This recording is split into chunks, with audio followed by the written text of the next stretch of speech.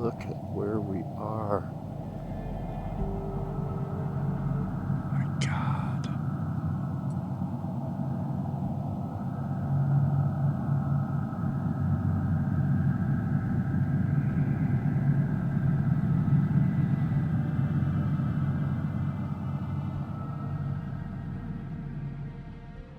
Welcome back to episode 2 of our dirt road trip. Sometimes the road gives you exactly what you didn't know you needed, and this stretch of the trip has been one of those moments.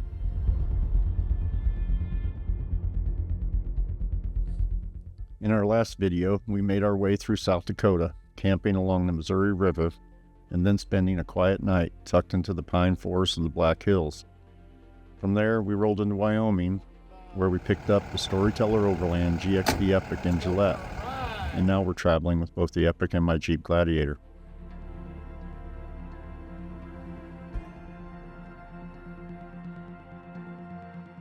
First camp together was high in the Bighorn Mountains, nestled back in an alpine meadow. And now we're north and east of Cody, Wyoming, camped in a small canyon beside a gently flowing river. The canyon turned out to be an absolute gem.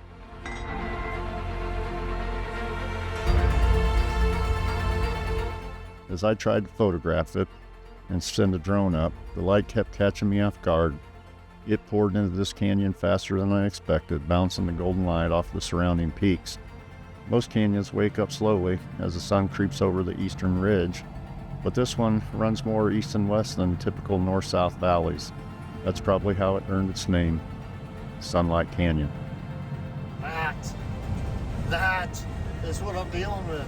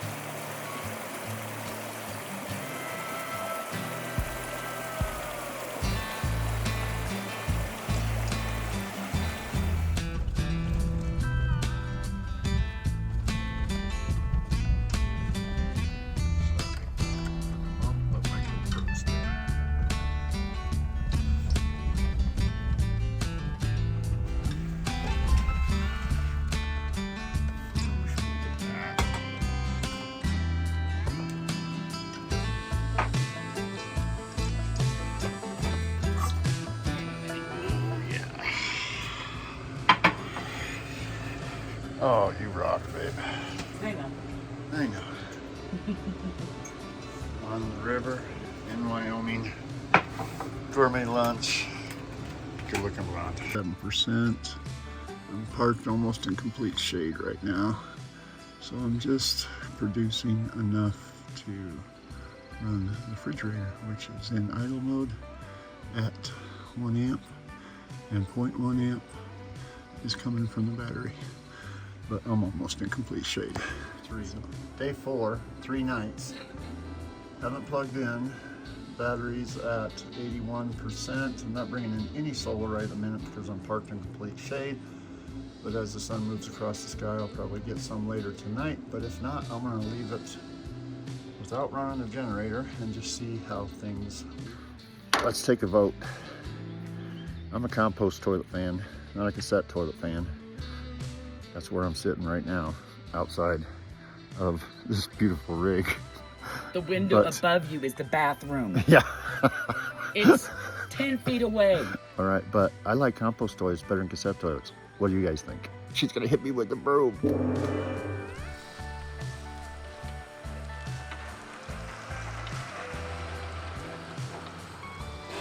I do. Makes you smell better too. I hope so.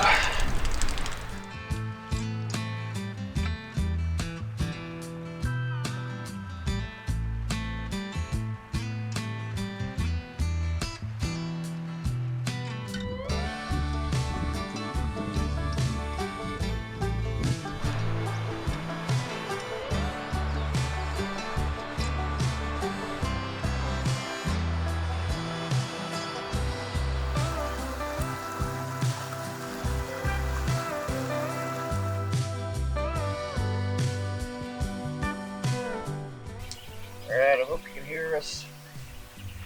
The wind is howling a little bit, and we are going to whittle down a willow and throw some rocks on the fire. A lot of nice little jeeping today. Just took a nice chill day on this beautiful valley. Oh my God, crazy beautiful valley. And now we're going to cook some simple grub on the fire. So come join us for a nice little snack.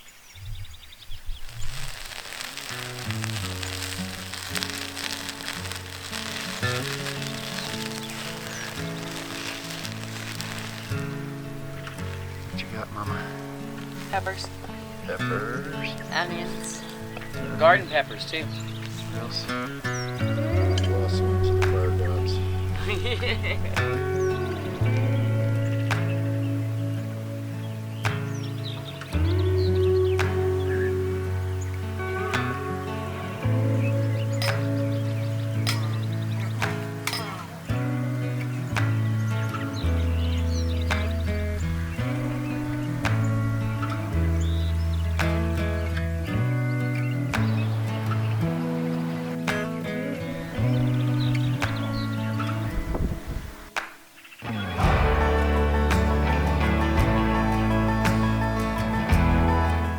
This was a proud moment for me. My wife had been driving the Jeep since Gillette, and as a result, she's now taking a more active role in trip planning and destination selection. She actually wheels the Jeep quite a bit and is usually in the most difficult terrains. As I'm jumping out to film or fly the drone, she will continue to nurture this desire for adventure-based travel throughout the course of this 4,500-mile journey, and I am stoked to be sharing it with her.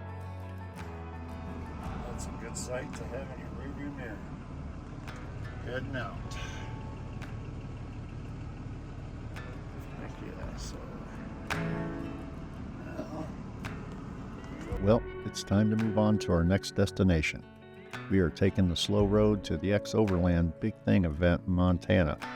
We headed north and west towards the east side of Yellowstone, and we soak in a few more sights as we leave the canyon. This canyon that will probably be etched in our memory forever. Let's see where we wind up next though, and just a hint, it's crazy cool, so stick around.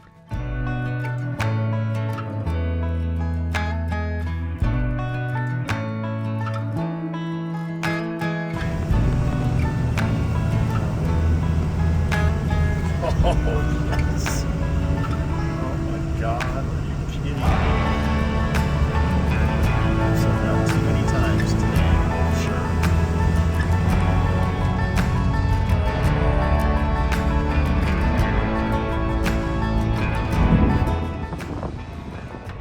We're in Cook City, and it's really cute here. Kind of like what Eureka used to be. Cook City, Montana. We just Yeah, crossed over the Montana. border. We're on the... Look, well, there's mountain.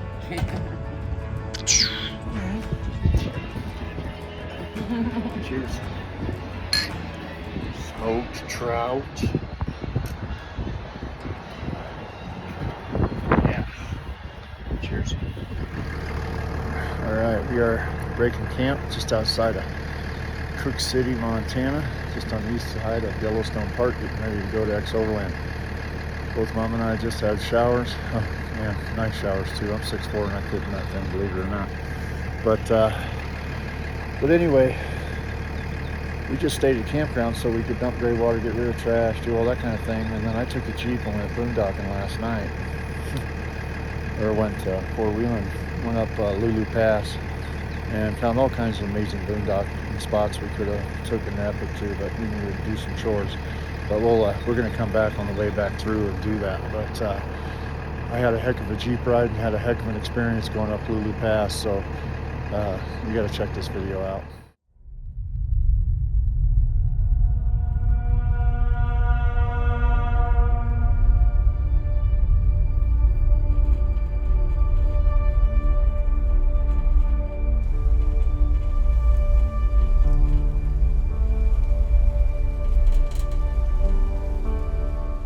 Well, the intention of this little foray was to explore the mountain pass and hopefully get some good sunset shots with the drone or the Sony.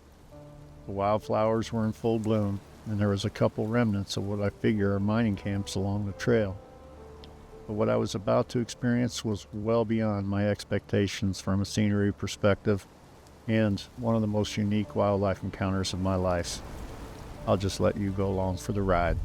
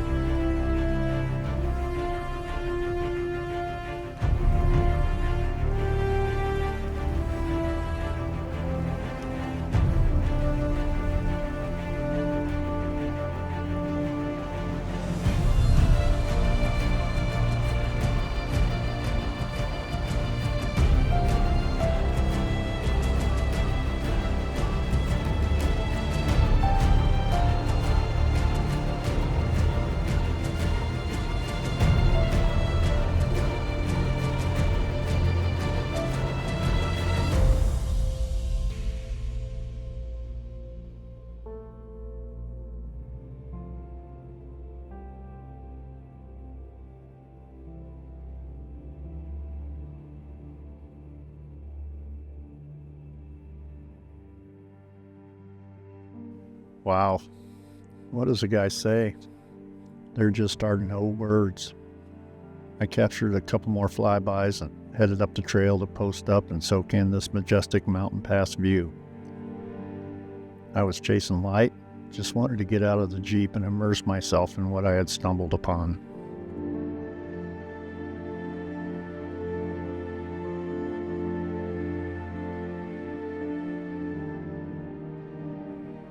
You know, I almost didn't come up this pass. We had traveled today quite a distance. I wanted to settle in the camp and get lazy. But I noticed the sign for the pass on the way back from town and it taunted me. I will never get a chance to be right here, right now again, and I am so glad I did.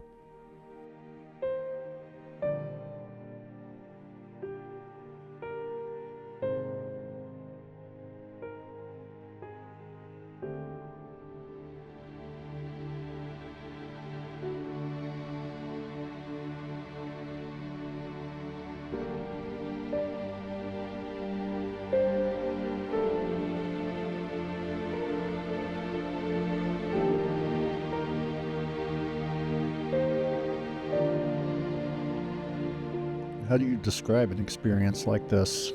It kind of puts me in a quandary as I've never been much of a rider.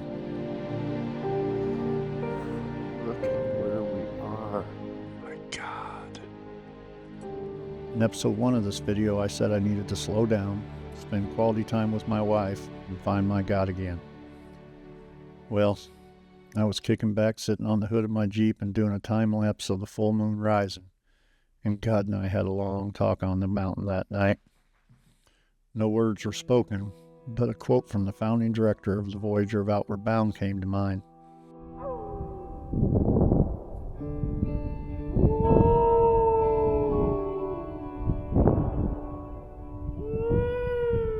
Be tough, yet gentle, humble, yet bold, and swayed always by beauty and truth. Took a wilderness first responder course up at Outward Bound back in the 90s, and this quote has always stuck with me for some reason.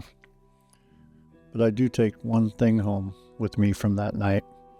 Adventure-based vehicle travel will be the focus in the autumn of my life. I know this at the very depths of my soul. I hope nothing more than to do justice to these experiences and share them in hopes of inspiring others to live their best lives in whatever way that might be. Somehow I feel vulnerable in saying this, but it is my truth. Just as the night was over, I looked and noticed some shadows bouncing across the valley in front of me. It was well past sunset and into blue hour, so it was hard to make out what the shadows were. I jumped off the hood and repositioned the camera, cranked up the ISO, and lo and behold, a Moma Grizzly and her 2 cubs were making their way across the valley.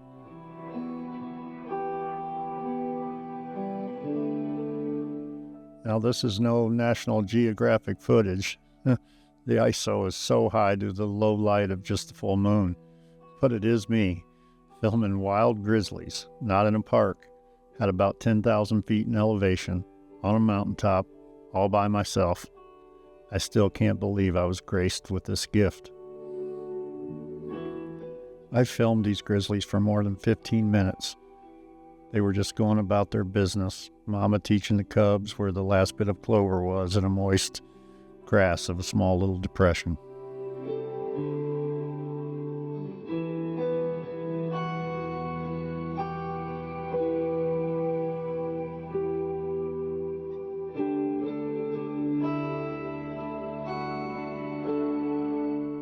I also noticed that both the Mama Grizzly and one of her cubs had a very light-colored face, and I thought that was pretty unique.